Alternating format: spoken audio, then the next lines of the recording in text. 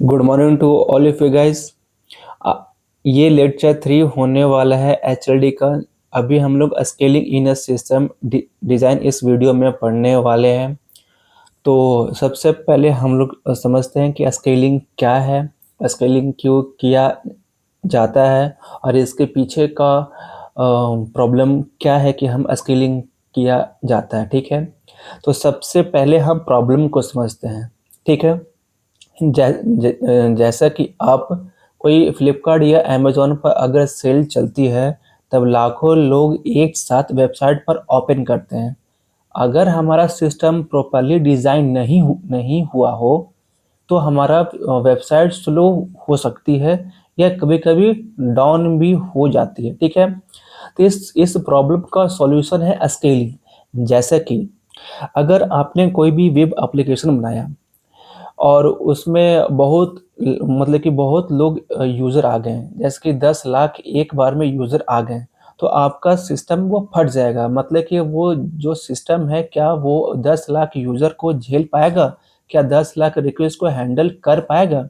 तो इसी चीज़ के लिए हम स्केलिंग हम लोग इंट्रोड्यूस करते हैं। ठीक है, स्केलिंग का मतलब है कि हम अपने सर्वर्स को मतलब इन्हांस कर रहे हैं, उसकी कैपेसिटी को हम बढ़ा रहे हैं। एक और एग्जांपल लिया जाए, जैसे कि अगर आप बिग बिलियन डे के टाइम अगर कोई भी अगर आप आईफोन अगर वो खरीदना चाहते हैं, तो उसमें आपने देखा होगा कि उस अचानक से बहुत ज़्यादा लोग बिग बिलियन डे के टाइम पर बहुत बहुत ज़्यादा लोग जो सर्वर पर आते हैं। ठीक है, तो हमारे वेब वेबसाइट पर हमारे आएंगे।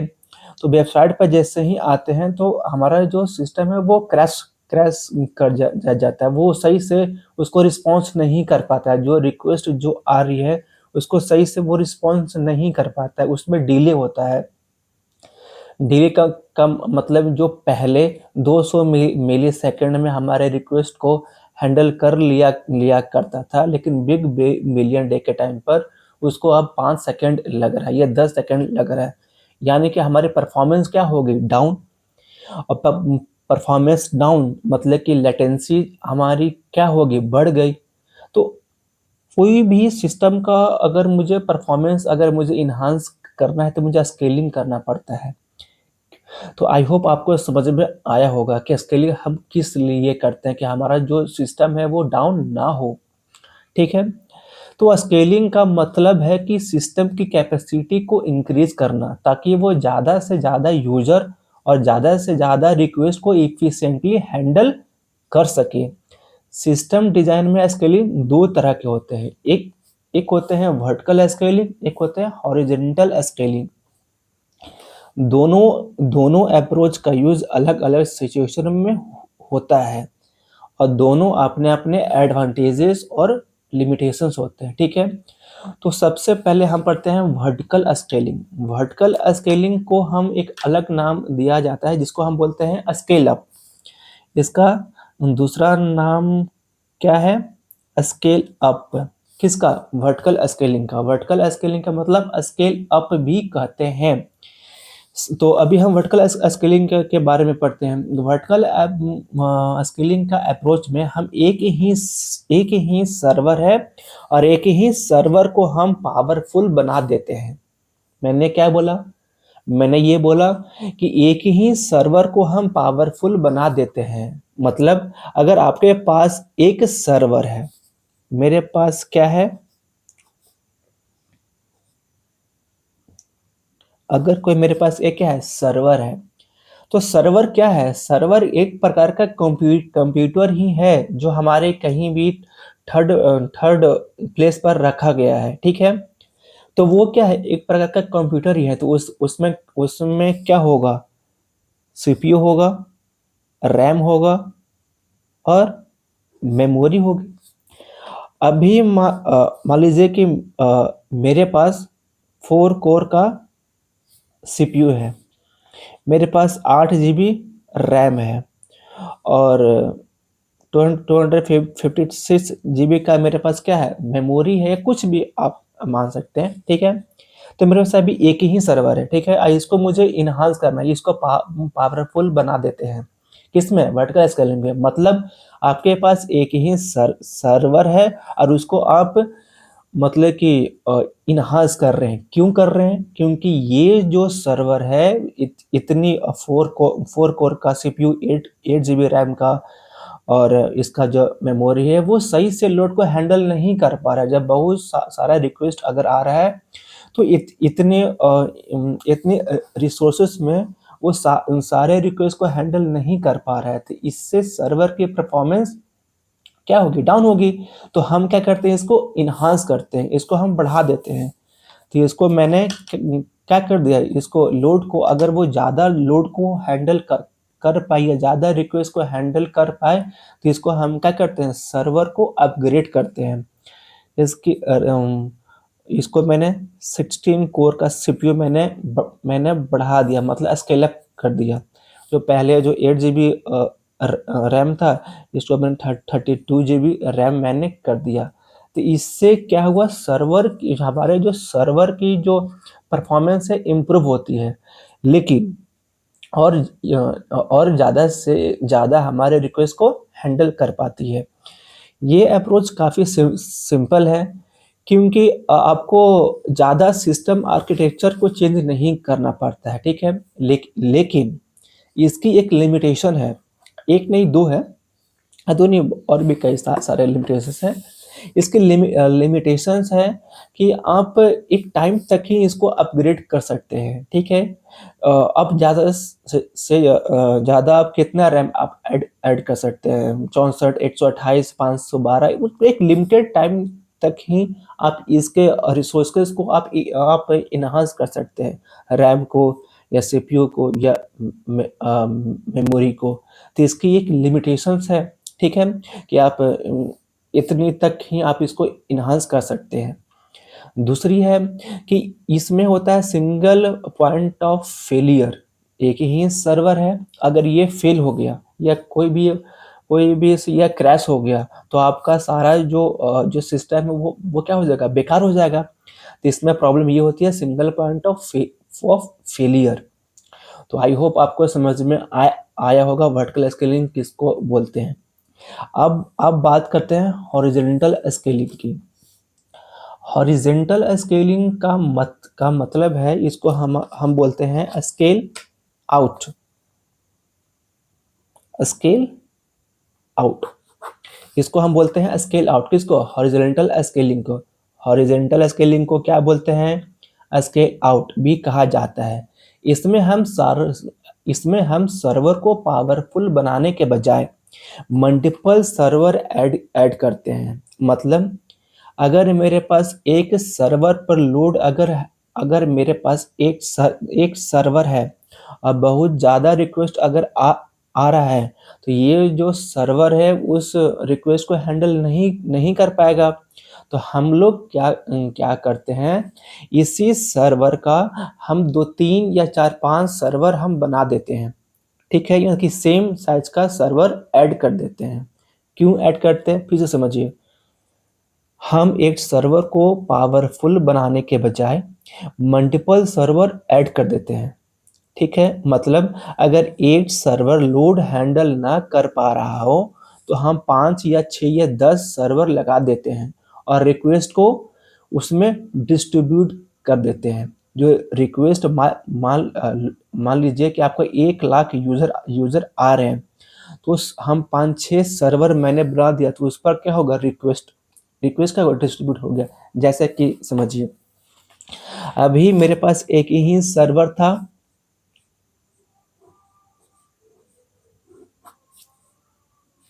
क्या है? सर्वर। अब मैंने बोला कि भाई इसको हॉरिजॉन्टल स्केलिंग करो। हॉरिजॉन्टल स्केलिंग का मतलब ऐसे सर्वर मैंने 3-4-5-6 सर्वर मैंने बना दिए।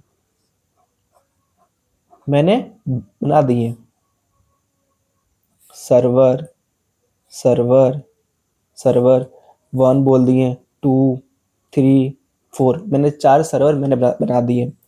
अब यहाँ से जो रिक्वेस्ट जो इस पर जो आ रही थी 10 लाख, अब यहाँ से क्या होगा, 10 लाख जो यूजर जो ट्रैफिक जो आ रही है, अब वो क्या होगा, हमारे अलग अलग सर्वर पर डिस्ट्रीब्यूट हो जाएगी।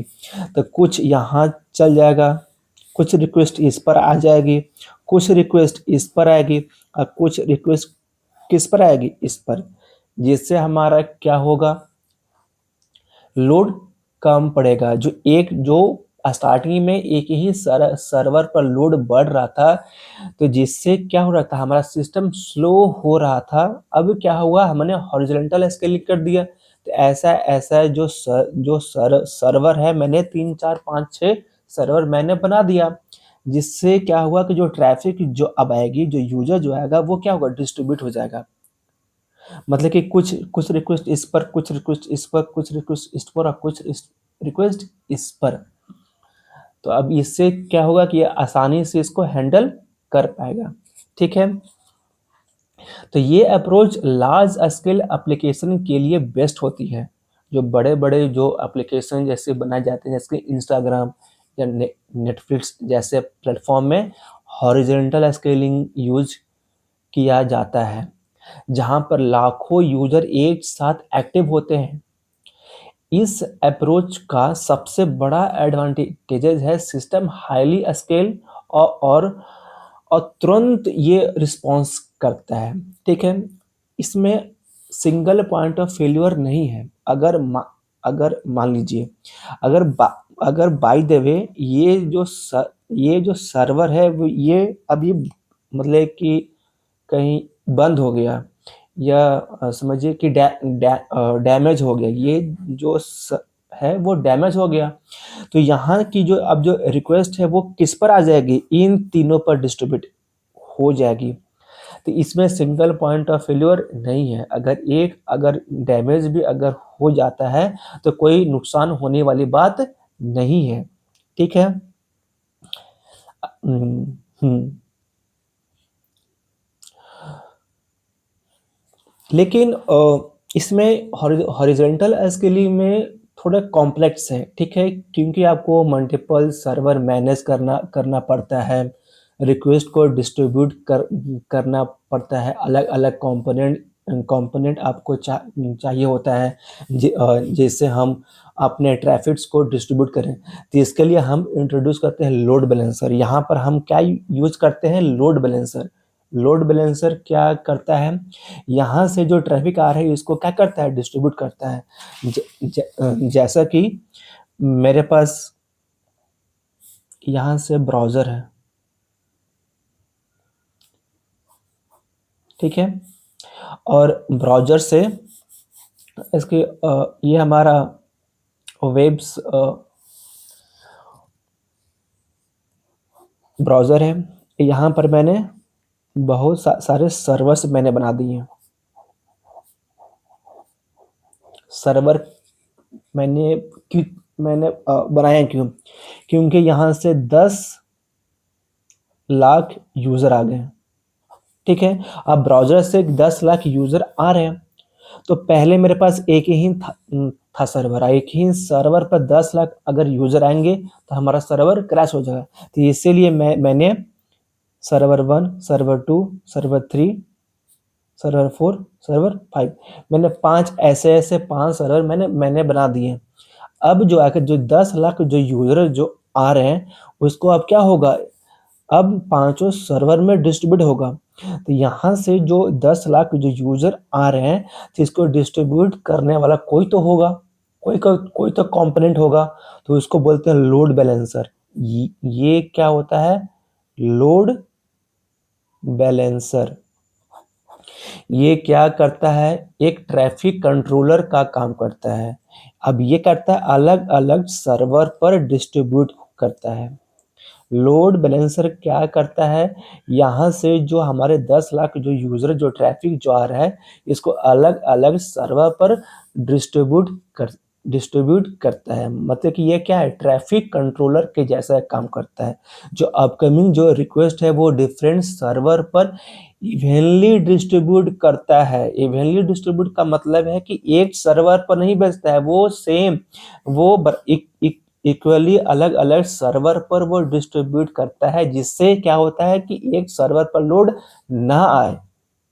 आई होप आपको समझ में आया होगा। ठीक है,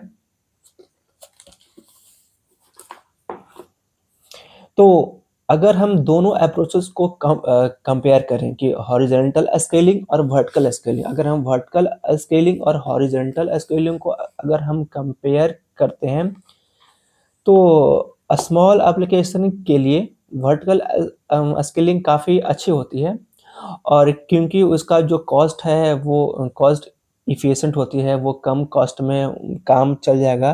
लेकिन आप जैसे बड़े एप्लीकेशन अगर आप बना रहे हैं, या नेटफ्लिक्स, अमेज़न, इंस्टा या फ़ेसबुक, अगर कोई भी बड़े-बड़े एप्लीकेशन अगर आप बना रहे हैं, तो उसमें हॉरिज़ॉन्टल स्केलिंग की ज़रूरत पड़ती है, क्योंकि वहाँ लॉन्ग टर्म में बेटर परफ़ॉर्मेंस चाहिए। क्योंकि अल्टीमेट हम स्केलिंग करते क्यों हैं? आप बताइए। स्केलिंग का मेन गोल क्या है? हम स्केलिंग क्यों कर रहे हैं? क्योंकि भाई हमारा जो लेटेंसी है, आपने पिछला वाला वीडियो अगर आपने देखा होगा, तो हम क्यों करते हैं? क्योंकि लेटेंसी क्या हो? कम हो, और हमारा जो थ्रूपुट हो वो क्या हो? बढ़ जाए। इसीलिए मैं करता हूँ, क्योंकि यूज़र को एक्सपीरियंस ज़्यादा मिले, उसका जो जो रिस्पॉन्स जो टाइम है वो कम से कम आए, है ना? तो इसीलिए लिए हम स्केलिंग करते हैं, हॉरिजॉन्टल स्केलिंग और वर्टिकल स्केलिंग। ठीक है? तो वर्टिकल स्केलिंग का मतलब एक सर्वर को स्ट्रॉन्ग बनाना। वर्टिकल स्केलिंग का मतलब एक ही सर्वर है और इसकी कैपेसिटी को एनहांस करना। और हॉरिजॉन्टल स्केलिंग का मतलब कि मल्टीपल सर्वर ऐड करना, मल्टीपल सर्वर ऐड करना, और अपकमिंग जो जो रिक्वेस्ट है वो लोड बैलेंसर के द्वारा यूजर की ट्रैफिक को डिस्ट्रीब्यूट करवाना अलग अलग सर्वर से। ये सब जितने भी हैं वो क्या होगा, एक डेटाबेस से कनेक्टेड होंगे। ठीक ना? तो आई होप आपको हमारे इस कॉन्सेप्ट को समझ में आ गया होगा। स्केलिंग किसे कहा जाता है, हॉरिजॉन्टल स्केलिंग और वर्टिकल स्केलिंग, और किस लिए किया जाता है। ठीक है, तो अब हम मिलते हैं अगले वीडियो में, जो कि हमारा अगला वीडियो होने वाला है लोड बैलेंसर के बारे में, कि लोड बैलेंसर क्या होता है, और इसको बहुत हम अच्छे से समझेंगे कि load balancer as a reverse act as a reverse proxy कैसे काम करता है, लोड बैलेंसर क्या होता है, उसका डीएनएस के साथ कैसे कनेक्शन बनता है, और इंटरनल आईपी कैसे काम करते हैं बैकएंड में, और भी कई सारी चीज़ें हैं। तो आप हमारे लेक्चर नंबर 4 को ज़रूर देखिएगा। Thank you.